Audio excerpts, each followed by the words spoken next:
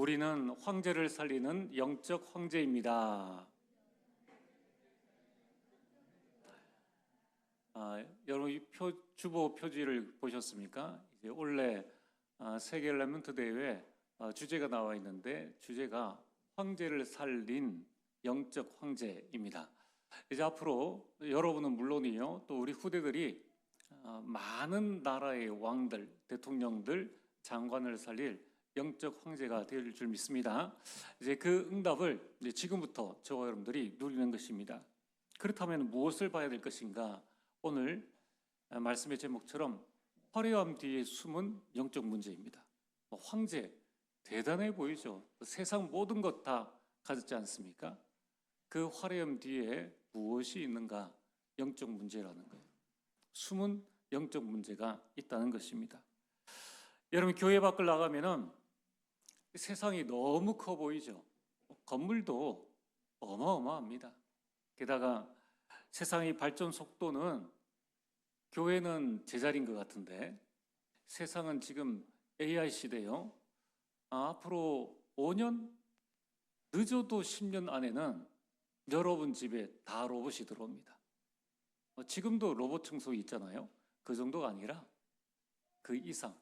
그리고 앞으로 10년 안에는 산업의 대변화, 여태까지 우리가 한 번도 겪어보지 못했고, 예전에 증기기관을 통한 산업혁명, 이제 그것과는 또 내연기관이라든가 지금 우리가 보는 이것과는 상상할 수 없는, 예측할 수 없는 그러한 어마어마한 발전이 우리에게 옵니다.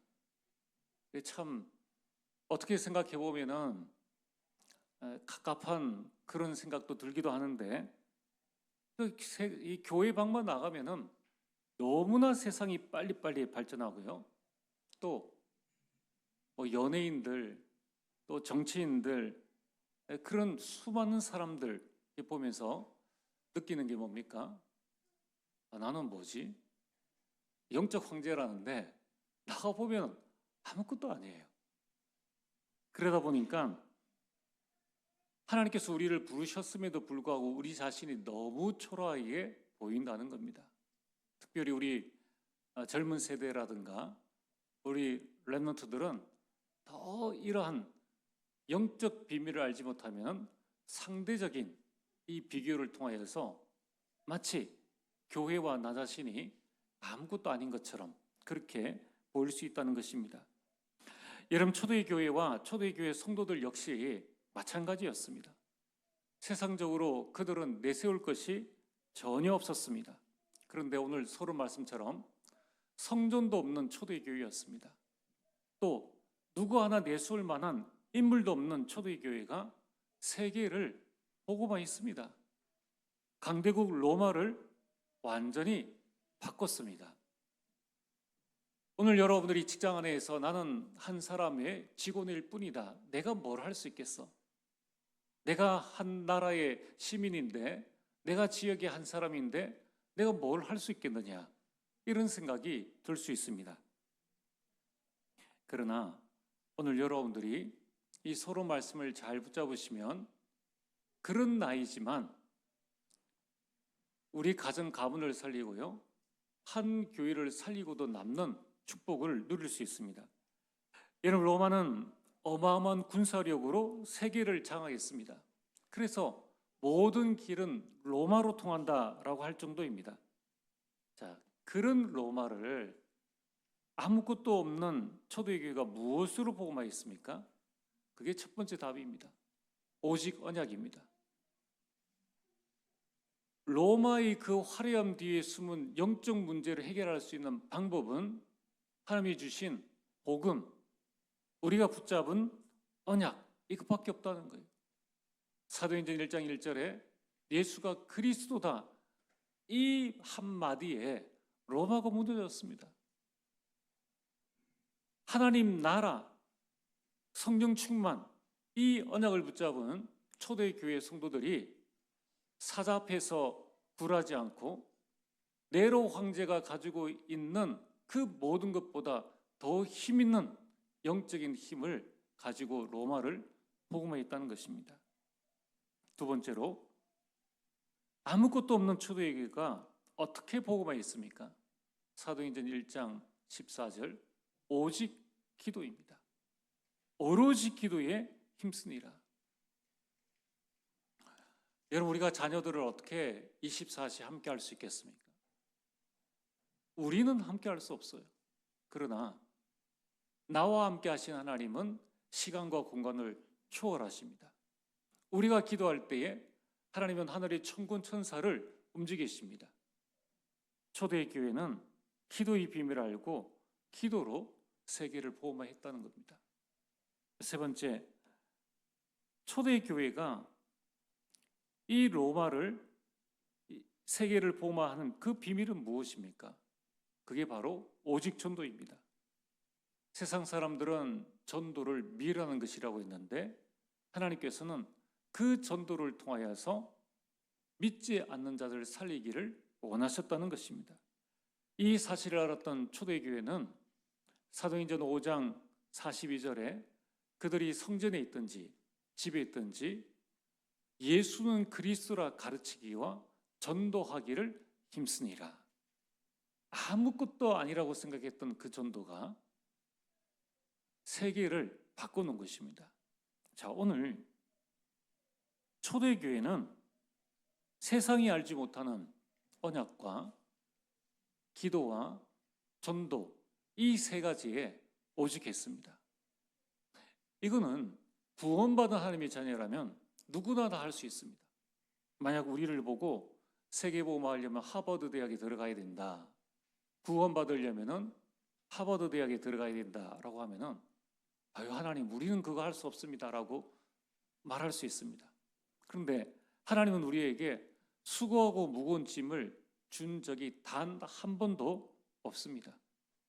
초대교회는 어디에 서든지 누구나 할 수 있는, 그리고 하나님이 주신 것으로 세계를 복음화했습니다. 여기에 오직했다는 것입니다. 여러분, 하나님은 지금도 이 시대를 살릴 오직의 사람을 찾고 계십니다. 우리가 무엇에 오직하느냐가 내 인생을 결정짓습니다. 지금도 여러분도 무언가에 오직하고 있어요. 예배에 오직하거나 또는 몸은 여기 와 있는데 다른 것에 오직하거나. 여러분, 우리 인간은 무언가에 오직하고 있습니다. 그런데 무엇에 오직하느냐에 따라서 우리 인생이 달라집니다. 여러분이 오직 언약, 오직 기도, 오직 전도로 말미암아 하나님께 쓰임 받는 인생이 되어지길 주의 이름으로 축복합니다. 여러분, 오늘 본론의 말씀 참 모든 말씀이 다 중요한데요, 여러분의 마음속에 좀 깊게 새기셔야 됩니다. 만약에 여러분들 보고, 아니 저를 보고, 저보고 대통령한테 복음을 전하라 라고 하면은 제가 하나님 가겠습니다, 쉽게 그런 말이 나오진 않을 것 같아요. 이 나를 보면은 내가 대통령한테 가서 무슨 말을 하지? 여러분들 보고 대구에 있는 큰 대학병원 원장님한테 가서 복음을 전해라. 그 원장님이 나를 몰라요. 여러분을 모르는데 가서 복음을 전하라. 야, 일단 어떻게 경비실을 들어가겠습니까? 그 대학 원장 뭐가 부족하겠습니까? 세상 것 다 가지고 있는데요. 여러분들을 보고 여러분 회사의 부장님, 여러분 회사의 사장님에게 복음을 전해라. 그럼 과연 입이 쉽게 열리겠습니까?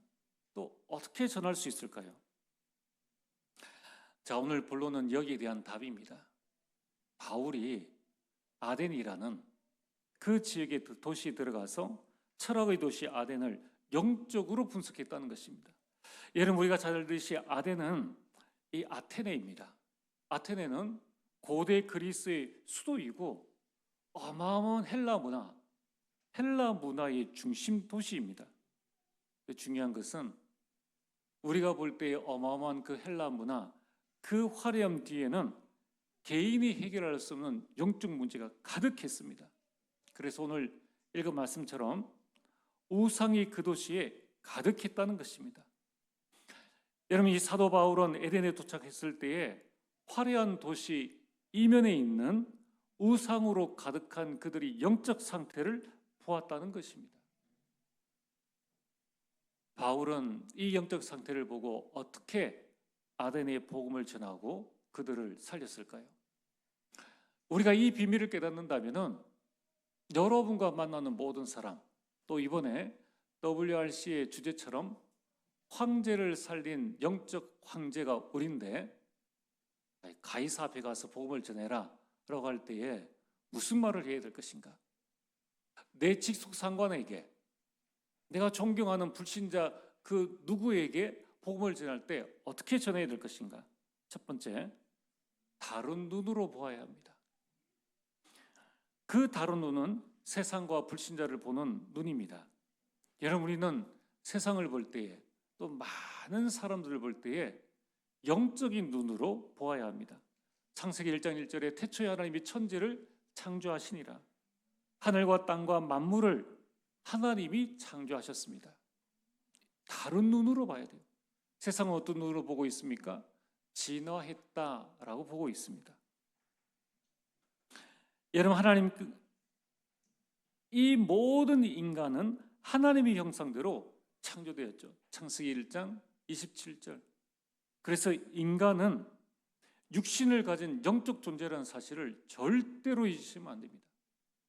여러분들은 지금 육신을 가지고 있지만은 이 육신은 나의 영을 담아두는 이 장소예요.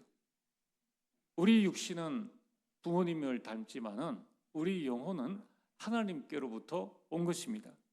그래서 인간은 육신을 가진 영적 존재라는 것을 반드시 아셔야 됩니다. 또한 모든 사람은 죄를 짓고 하나님을 떠나 영원한 멸망 가운데에 빠졌습니다. 이 영적인 눈으로 볼 수 있어야 합니다. 그때에 두 번째는 복음의 눈으로 봐야 됩니다.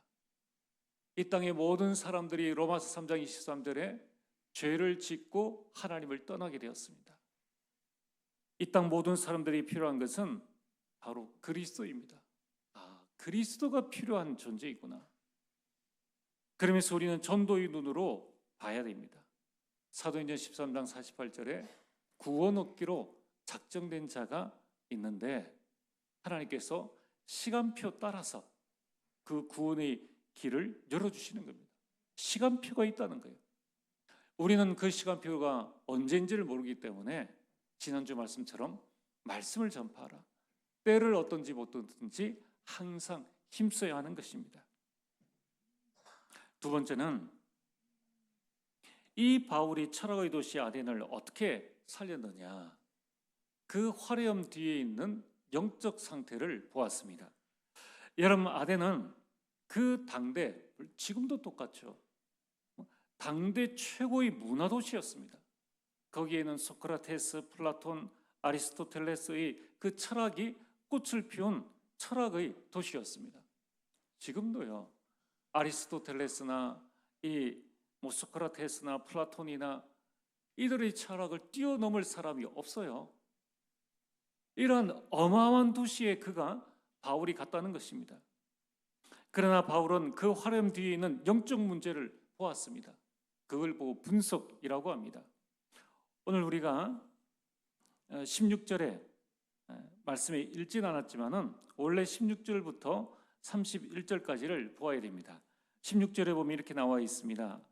바울이 아덴에서 그들을 기다리다가, 이제 바울 팀을 기다리고 있었는 거예요.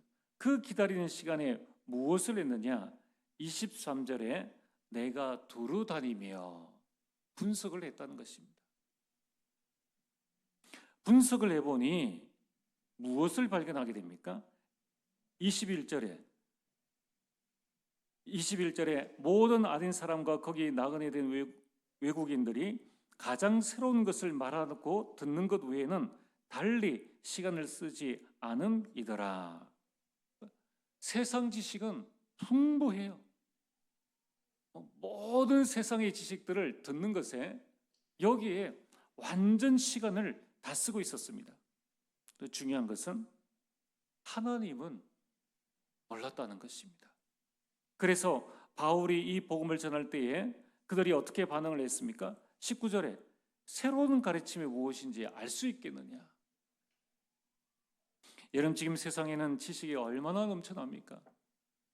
굳이 학교에 가서 안 배워도 유튜브를 통해서, 또 모르는 것은 챗 GPT를 통해서 얼마든지 우리가 세상 지식을 다 담을 수 있습니다. 몰라도 물어보면 되는 거예요. 그러나 그 어마어마한 세상 지식 속에 하나님을 아는 지식은 없다는 것입니다. 여러분, 바울이 분석을 해보니 어떤 상태입니까? 22절에 종교심이 많도다. 종교는 많이 있었습니다. 이런 종교 저런 종교, 많은 종교가 있었고 종교심, 무언가를 찾고자 하는 그 마음은 있었지만은, 그러나 그들에게 많은 종교, 많은 종교심은 있었지만 구원은 없었습니다. 그들은 어느 정도의 종교심이 있었습니까? 23절에 알지 못하는 신에게. 이 정도면요, 일본의 800만 이 귀신을 뛰어넘는 겁니다. 알지 못하는, 자기 마음속에 눈에 보이는 모든 것은 종교로 삼고, 심지어는 자기가 추구하는 철학이 지식 추구 아닙니까? 자기가 추구하는 그 지식에 알지 못하는 그 신에게도 그들이 절하고 있었다는 것입니다. 한번 보세요. 지금도 우리는 헬라 문화, 헬라 철학 그러면 대단하게 생각하고 있습니다. 그 화려함 뒤에는 무엇이 있습니까? 전혀 생명의 근원자 되신 하나님을 알지 못하고 구원의 길도 알지 못합니다. 여러분, 이 도시에는 최고의 철학은 있었습니다. 오늘 18절에 어떤 에피쿠로스 학파와 철학자, 스토아 철학자들도 라고 말씀하고 있습니다. 우리 도덕 시간에, 윤리 시간에 많이 배웠죠. 잘 아는 내용입니다. 당대 최고의 에피쿠로스 학파, 스토아 학파, 그리고 뛰어난 이러한 철학자들이 있었습니다. 그러나 영원한 생명, 영생은 줄 수 없었습니다. 여러분, 이것이 세상 화려함 뒤에 있는 영적 문제입니다. 여러분, 세상의 화려함에 절대 속지 마세요. 많은 사람들이 SNS로 자신을 자랑합니다. 그 뒤에 숨은 영적 문제를 잘 보셔야 됩니다. 여러분, 그 뒤에 화려함 속에 속지 말고, 특별히 우리 렘넌트들, 또 우리 많은 성도님들이 쇼츠가 다가 아니에요. 유튜브에 드러나 있는 그 내용들, 그 화려한 삶이 다가 아닙니다. 무슨 인증샷이나 밤거리의 그런 화려함들, 영화, 드라마 속에 있는 그 모든 것 속에 숨은 영적 문제를 잘 봐야 된다는 거예요. 지금은 얼마나 우리 영혼을 앗아가는 이런 세상 문화들이 얼마나 많은지 몰라요. 또 자신을 숨기기 위해서 SNS에 겨우 한 번 갔던 장소를 마치 늘상 가는 것처럼 포장해가지고 표현하고 있다는 겁니다. 그걸 본 사람들은 나는 여기서 무엇을 하지? 상대적 박탈감으로 또 다른 이 사단의 그 함정 속에 똑같이 빠져드는 것입니다. 절대 속지 마세요. 그 뒤에 있는 어마어마한 영적 문제. 여러분, 지금 이 다음 달에 지방선거를 합니다. 여러분 눈에 어떻게 보이세요? 지금 많은 사람들이 나와서 지방선거를 위해서 시장, 청장 많은 걸 합니다. 과연 그들이 여러분들을 위해서 헌신하고 봉사할까요? 정말 우리나라 정치, 경제 발전을 위해서 내 한 몸 불사르겠다, 그런 마음으로 나오겠습니까? 우리나라 국회의원 연봉이 전 세계에서 1위입니다. 이 나라가 이 국회의원 연봉이에요. 여러분들이 알면은 상대적 박탈감, 이루 말할 수 없습니다. 친인척 인맥을 써가지고 전부 다 보좌관으로 안 써도 되는 사람들을 쓰는 거예요. 노조보다 더 강성 노조가 국회입니다.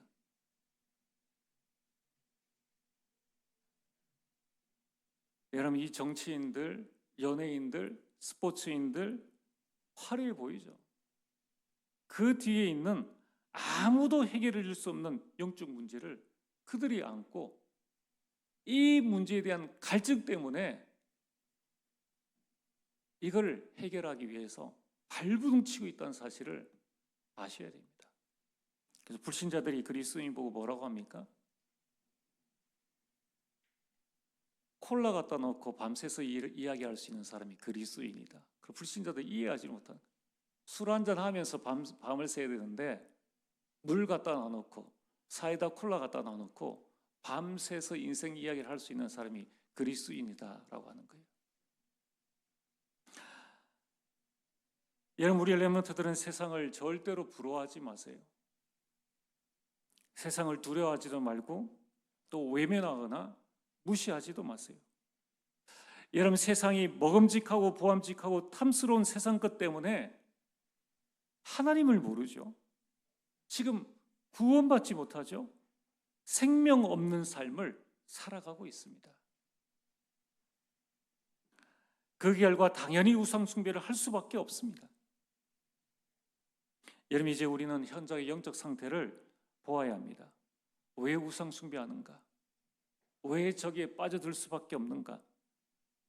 세상 것은 있는데 하나님을 몰랐습니다. 그래서 우리는 하나님을 전해야 합니다. 구원의 길을 전하고 생명을 전해야 합니다.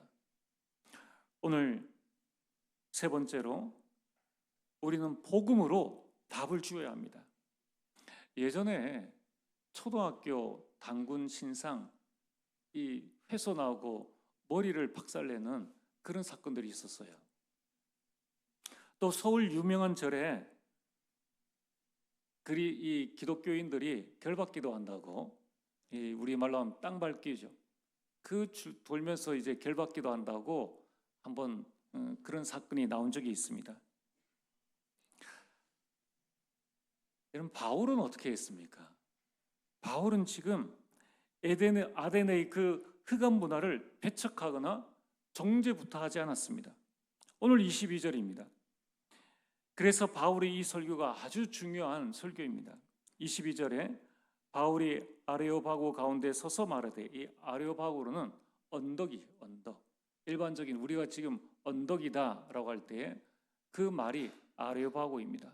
그래, 바울이 저 아레오바고 언덕에 서서 말하되, 아덴 사람들아, 너희를 보니 범사에 종교심이 많도다. 만약에 이 흑암의 자식들아 하면 어떻게 되겠습니까? 복음도 듣기 전에 모든 마음문을 닫아버리는 거예요. 근데 맞잖아요. 종교심이 많도다. 그들이 지금 찾고 있는 게 그 부분이거든요. 그래서 바울은 아덴의 문화를 이해하며 복음으로 연결하여서 답을 줬다는 거예요. 오늘 우리에게 이런 지혜가 필요합니다. 그러면서 23절에 말하고 있죠. 너희가 알지 못하고 위하는 그것을 내가 너희에게 알게 하리라. 이미 그들의 상태를 파악했습니다. 그들은 새로운 것에 뭔가 알기를 원하는데 그 새로운 것이 뭐냐? 새로운 영적 문제를 해결할 수 있는 종교, 자신들이 갈급하여서 알지 못하는 신을 섬기는 그것에 답을 주겠다고 말했습니다. 그래서 24절에 말하고 있죠. 하나님이 창조주 하나님이시죠. 바울의 이 설교는 세 가지입니다. 하나님이 창조주 하나님이시다. 두 번째는 우리는 하나님의 창조물이다. 그분은 멀리 계시지 않는다는 거예요. 우리가 그를 힘입어 살고 기동하며 존재한다는 것입니다. 인간은 하나님이 창조하신 존재이며 하나님께 의존하여 살아가는 존재임을 말씀하고 있다는 거예요. 그러면서 예수 그리스도를 통해 심판하신다는 사실을 전하고 있습니다. 30절에 회개해라. 31절에 심판의 날을 작정하셨다. 그래서 18절에는 예수와 부활을 선포했습니다. 정확한 분석이 되어지니까 싸우지 않고 그들에게 가장 필요한 답을 복음으로 줬다는 것입니다. 여러분, 오늘 말씀의 결론입니다. 하나님은 지금도 아덴을 살릴 사람을 찾고 계십니다. 하나님은 지금도 여러분이 살고 있는 그 지역을 살릴 복음의 사람을 찾고 계신다는 거예요. 하나님은 지금 우리를 이 시대의 바울로 부르셨습니다. 그래서 오늘 16절에 보면은 그들을 기다리다가 라고 말씀합니다. 바울이 혼자라는 거예요. 바울이 지금 혼자 있는데 그 속에서 바울을 도와줄 수 있는 사람은 아무도 없습니다. 노바디예요. 아무것도 의지할 것이 없습니다. 나승입니다. 그래도 상관없다는 거예요. 여러분이 내일 현장에 가면은 여러분 도와줄 자 없죠. 복음 전하는 일을 같이 해줄 자가 아무도 없습니다. 그러나 하나님은 여러분의 중심을 보시고 그 한 사람을 찾고 계신다는 거예요. 어떻게 하면 됩니까? 하나님은 여러분의 형편을 다 알고 계십니다. 여러분 현장에 하나님이 예비하신 자를 찾으면 된다는 거예요. 오늘 복음을 전했는데 세 가지 반응이 나왔죠. 32절에서 34절, 첫 번째 조롱하는 자가 나왔습니다. 두 번째 다시 듣겠다며 미루는 사람이 나왔습니다. 세 번째 그 가운데 믿는 자가 나왔다는 거예요. 그래서 나 혼자라도 상관없다. 왜 그렇습니까? 복음이면 된다는 거예요. 로마서 1장 16절에 복음은 모든 믿는 자들에게 구원을 주시는 하나님의 능력이 됨이라.